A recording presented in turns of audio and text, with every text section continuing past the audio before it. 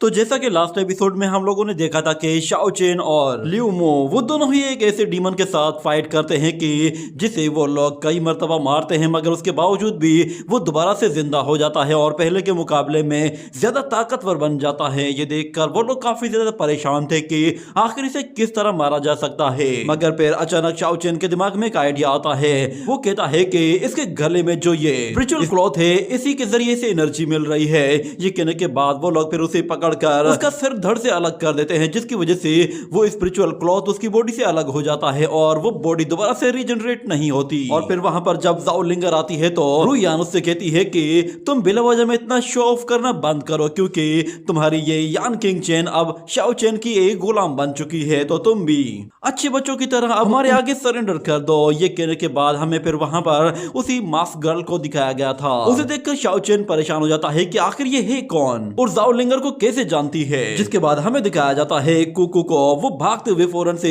उस छोटे से ड्रैगन के पास चली जाती है और वो ड्रैगन भी उसे गुस्से में देखते हुए गुर्राने लगता है। तो कुकू उससे थोड़ा सा डरती है, मगर अचानक उन लोगों को वहां पर कुछ और लोगों के चिल्लाने की आवाज सुनाई देती है। वहां पर फैंटम सेक्ट का मास्टर होता है और उसके कुछ सोल्जर्स होते हैं जो कि भागते हुए आ रहे होते हैं और उनके पीछे कुछ फ्लाइंग डीमंस पड़े हुए थे जो कि बहुत ही ज्यादा होते हैं। उन्हें देखकर तो वो लोग भी बहुत ज्यादा डर जाते हैं और उन्हें पता चल जाता है कि अब उन लोगों की भी शामत आने वाली है। और ल्यूमू कहता है कि आखिर ये फ्लाइंग बर्ड्स किस तरह के हैं। उन फ्लाइंग बर्ड्स को वहां पर देखकर वो छोटा सा ड्रैगन वो कुछ फील करने लगता है और फिर फौरन से वहां से एक डायरेक्शन की तरफ चला जाता है। तो वो मास्क गर्ल सब लोगों से कहती है कि इस ड्रैगन की बॉडी के अंदर एक स्पिरिट है और हो सकता है कि शायद ये हमें किसी डायरेक्शन की तरफ लेकर जाना चाहता है। ये कहने के बाद वो लोग फौरन से उस छोटे से ड्रैगन का पीछा करते हुए वहां से निकलने की कोशिश करते हैं, मगर जैसे जैसे वो लोग भाग रहे होते हैं वैसे ही उन्हें कुछ अजीब सा फील होने लगता है और जैसे ही वो एक जगह आकर रुकते हैं तो उन्हें अपने सामने एक बहुत ही बड़ा ब्लड सी दिखाई देता है। उसमें से बहुत ही ज्यादा अजीब सी स्मेल आ रही होती है, जिस पर जाओ लिंगर कहती है कि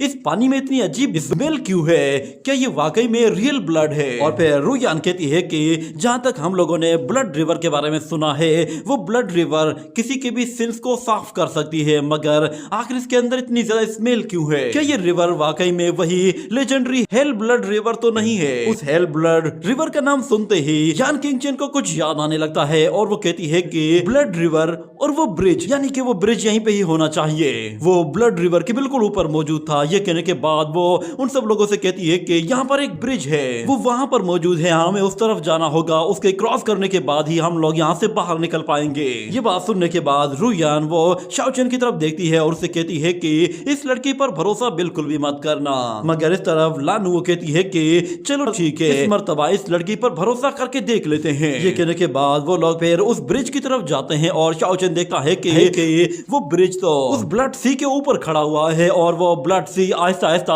उस ब्रिज को तोड़ने की कोशिश कर रहा है। और वो उन लोगों से कहता है कि मुझे लगता है कि शायद यहाँ पर कुछ ना कुछ होना चाहिए, ये ब्रिज कुछ अजीब सा है। मगर फिर यान किंग चेन उन्हें बताती है कि हमारे इमोर्टल से के एंशिएंट रिकॉर्ड के हिसाब से इस डेथ सिटी के एंड में एक ऐसा ब्लड सी है कि जहाँ पर एक ब्रिज मौजूद है और वही ब्रिज हमें यहाँ से बाहर निकाल सकता है। और जरा संभल कर, इस ब्लड सी के अंदर बहुत सारी खतरनाक और खूंखार स्पिरिट्स भी रहती हैं और उन स्पिरिट्स में से सबसे ज्यादा जो चीज खतरनाक है, ये कहने की ही देर थी कि अचानक फिर वहां पर बहुत सारे इविल क्रीचर्स आ जाते हैं जो कि तेजी से उन लोगों की तरफ आ रहे होते हैं। उन सारे इविल क्रीचर्स को अपनी तरफ आता हुआ देखकर फैंटम सेक्ट का वो वॉरियर कहता है कि इन क्रीचर्स के हाथों मरने से बेहतर तो यही है कि मैं आगे की तरफ जाऊं और हो सकता है कि शायद आगे जिंदगी का कोई चांस हो। ये कहने के बाद वो तेजी से भागते हुए आगे की तरफ जाने लगता है तो उसके वॉरियर्स भी वो उसके पीछे पीछे चले जाते हैं, मगर हमें दिखाया जाता है कि जैसे ही वो लोग उस ब्रिज को क्रॉस करने लगते हैं तो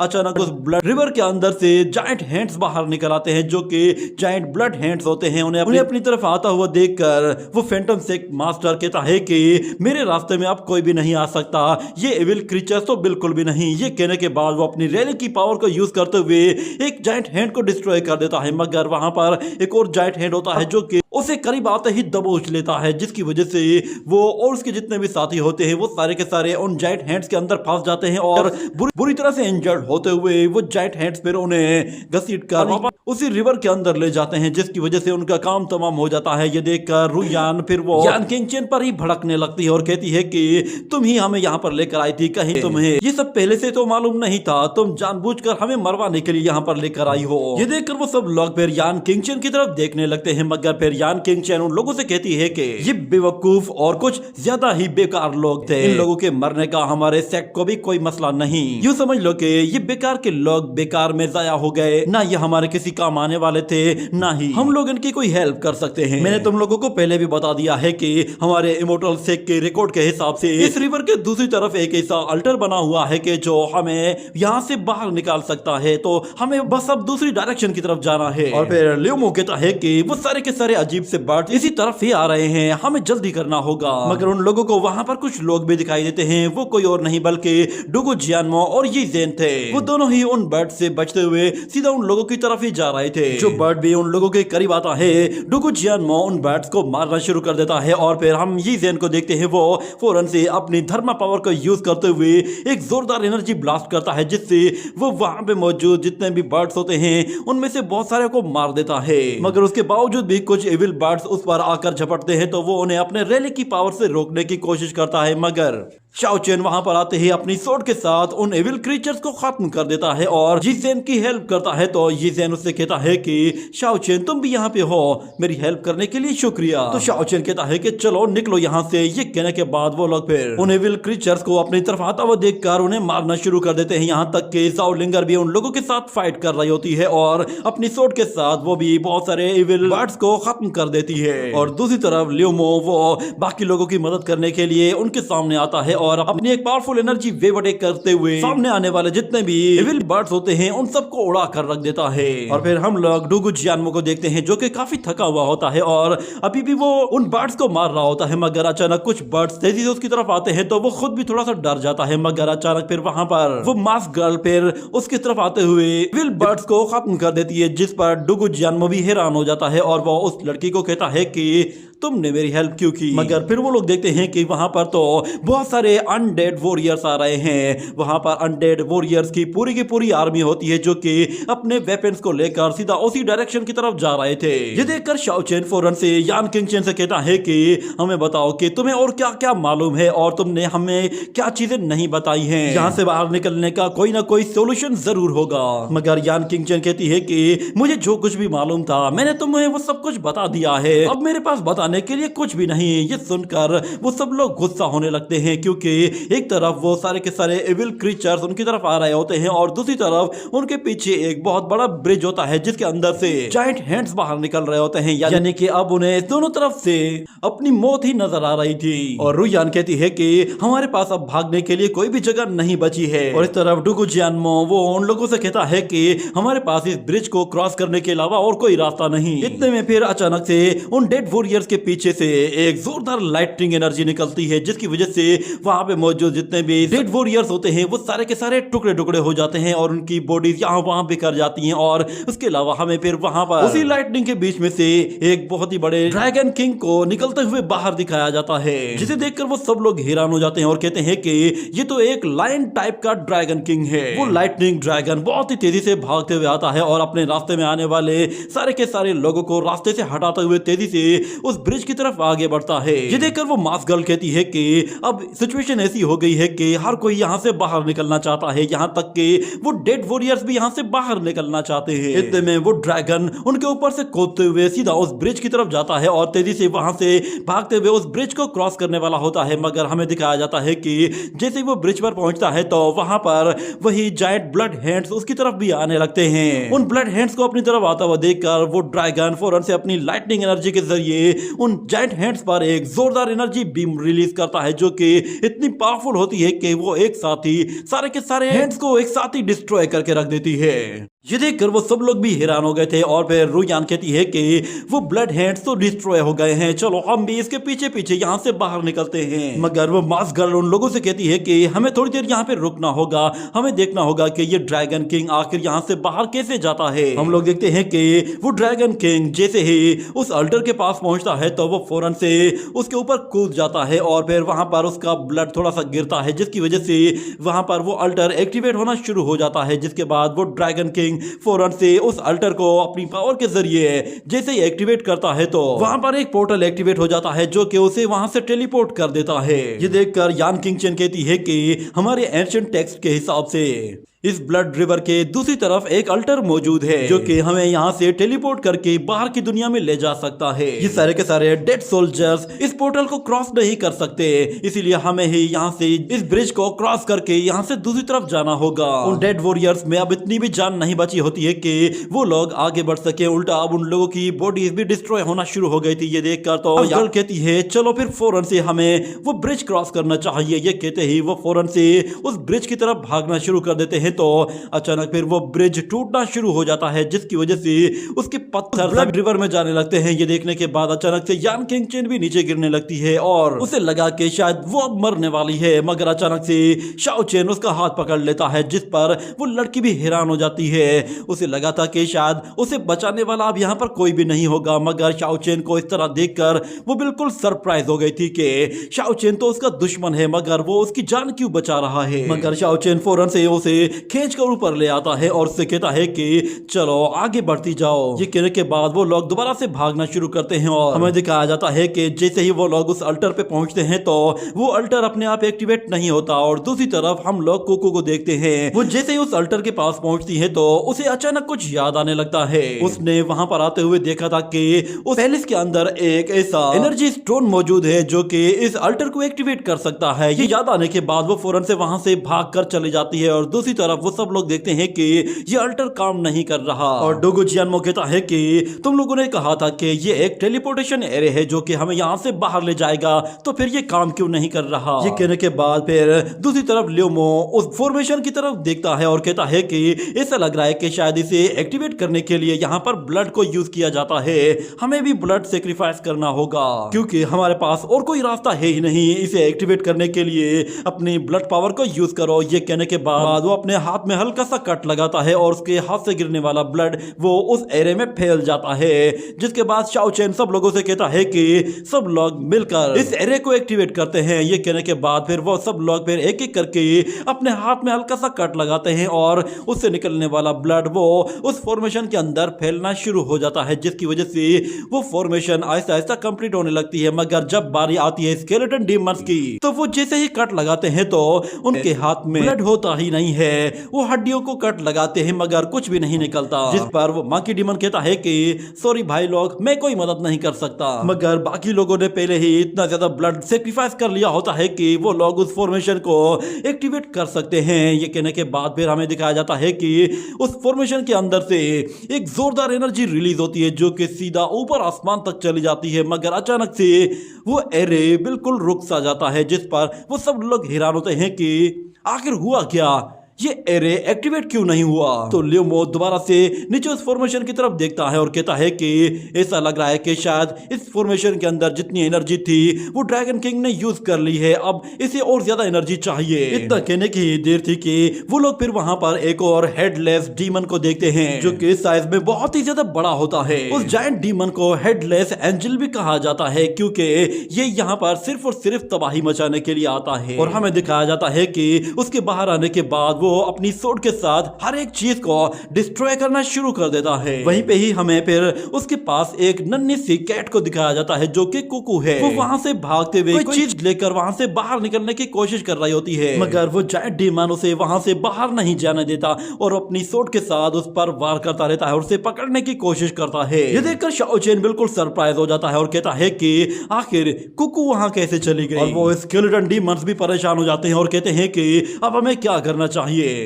तो शाओ चेन पीछे मुड़कर देखता है, पीछे वो सारे लोग उसके इंतजार में खड़े हुए होते हैं और पोर्टल भी एक्टिवेट हो सकता था, मगर उसे कुकू को हर हाल में बचाना था, तो इसीलिए वो कहता है कि तुम लोग यहीं पे ही रुको, मैं थोड़ी देर में वापस आता हूँ। ये कहते ही वो फौरन से कुकू को लेने चला जाता है और फिर वो फेरी गर्ल उससे कहती है कि हमारी फॉर्मेशन एक्टिवेट होने वाली थी, तुम्हें जल्दी जाना नहीं चाहिए था। मगर इस तरफ शाओ चेन तेजी से भागते हुए कुकू को बचाने के लिए जाता है और वो देखता है कि वो जायंट डीमन अपनी सोर्ड के साथ उस पर वार कर रहा है और उसे पकड़ने की कोशिश कर रहा है, यानी कि उसके पास कोई खास चीज है। मगर वो ये सोचकर हैरान होता है कि आखिर वो इस डीमन के हत्थे कैसे चढ़ गई, उसने इस डीमन को कैसे उकसा दिया कि वो अब उसके पीछे पड़ गया है। कहीं वो डीमन उस छोटी सी चीज के पीछे तो नहीं पड़ा जो कि कुकू के पास है। और फिर दूसरी तरफ हमें दिखाया जाता है कि वहां पर वो बहुत सारे एविल बर्ड्स भी आ पहुंचते हैं जो कि कौवे के जैसे दिख रहे होते हैं और वो वहां पर हजारों की तादाद में आते हैं, जिसकी वजह से वहां पे मौजूद सारे के सारे वॉरियर्स भी डर जाते हैं और कहते हैं कि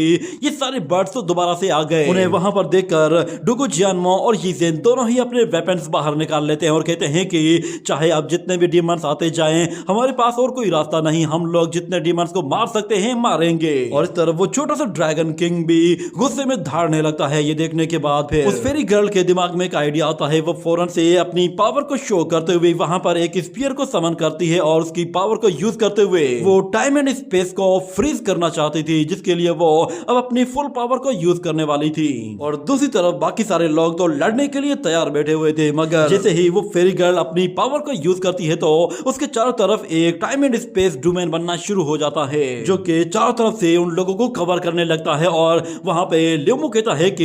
ये लड़की है कौन जिसे टाइम एंड स्पेस के बारे में भी मालूम है। ये कहने के साथ ही वो लोग उस डोमेन के अंदर जाते हैं और फ्रीज हो जाते हैं। जो बंदा उस डोमेन के अंदर आता है वो भी उस टाइम एंड स्पेस के अंदर लॉक हो जाता है और हमें दिखाया जाता है कि वो डोमेन इतना ज्यादा बढ़ता है कि वो पूरे के पूरे एरिया को कवर कर लेता है और जितने भी डीमंस उस एरिया के अंदर आ गए थे वो सारे के सारे उस स्पेस के अंदर फंस गए थे। अब किसी में भी हिम्मत नहीं थी कि वो वहां पर हल्की सी भी मूवमेंट कर सके।